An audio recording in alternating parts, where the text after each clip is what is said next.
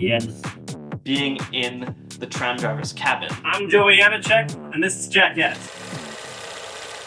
This is a very fun location for a shoot. Apparently, if real tram drivers watched the movie, they'll be able to tell that we're clearly using Plzeň tram interiors and Prague tram exteriors, but none of you are going to notice that. So the first kind of task that we had to get through was finding the locations needed for all of the scenes in this movie.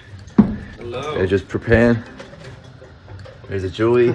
I was under the impression this was going to be a lot more difficult than it ended up being because, we had to get into the driver's cabin of a tram. I thought we might have to kind of find some kind of abandoned tram or build a tram set or something, but it was David who had the idea of just calling up the public transport department of our city, and immediately we got a response from the head of the tram facility. Never thought that I'm gonna find myself like it's such a fun, because I love Christmas, so just happened related to Christmas. He let us hang a green screen on the windows so that we could then comp in the moving background, and we brought the tram scene to life. So that was easy. Why is everyone so nice today? Why? Because it's Christmas! I think this kind of teaches you that even though it often seems pretty impossible to get into these kinds of places, literally just calling up and asking can just get you all the way there. Not always. Honestly, usually, probably not, but sometimes, yeah, and the only way to find out is to ask. Philip just arrived at the studio, everyone.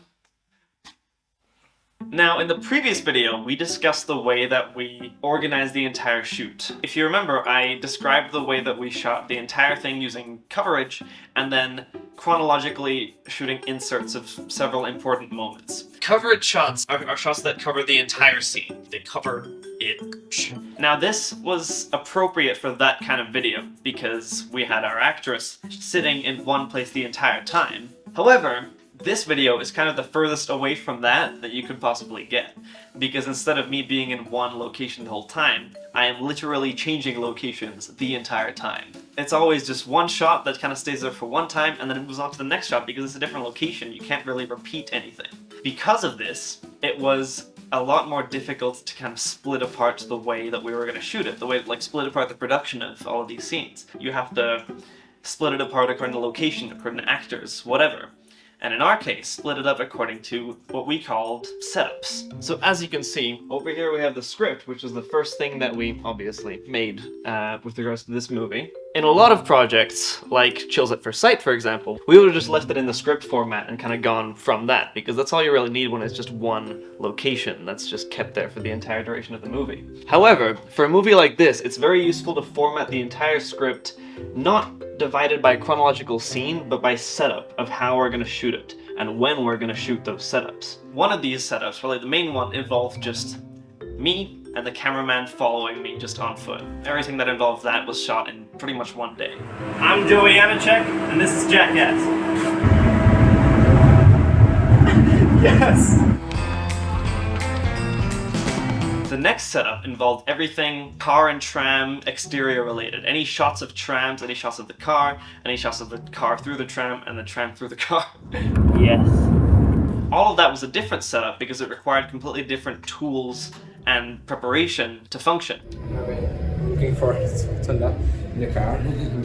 He has a fake taxi sign on the top of his car, so hopefully he doesn't get arrested for it. The next setup was everything that involved the tram driver in the tram, as already discussed. And the final one was everything in the interior of our house, me and my lovely wife's place of residence. The kids ready for the presents? Ready? They can't wait. The tricky thing was, though, that these setups didn't at all come in like chronological things. They were very much intertwined. I think the biggest example of this was in the moment when the car, or the taxi, starts catching up to the tram.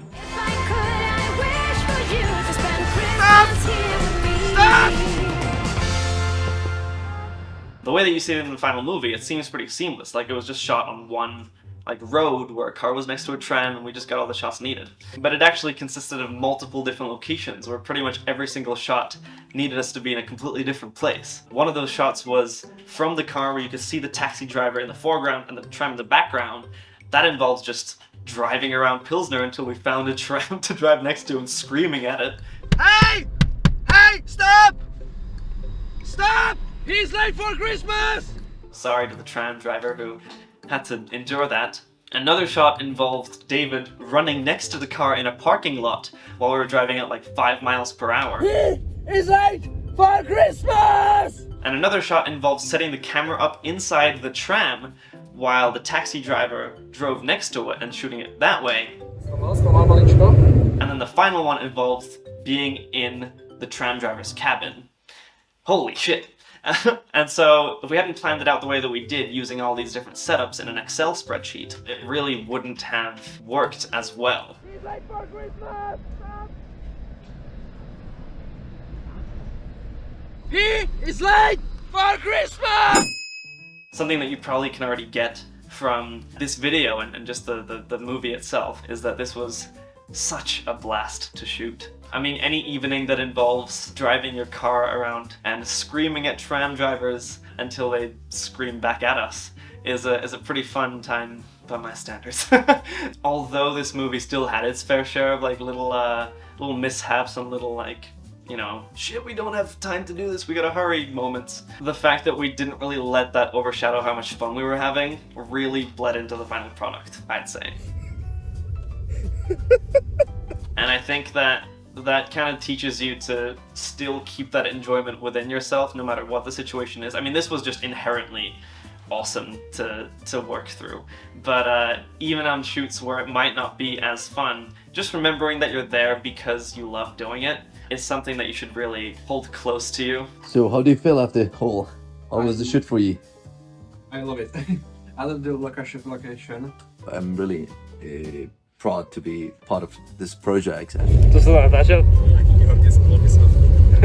Don't forget to leave a like and a comment. And remember that we do still have a Patreon website where you can subscribe. So thanks very much for watching, and I will see you at the next one.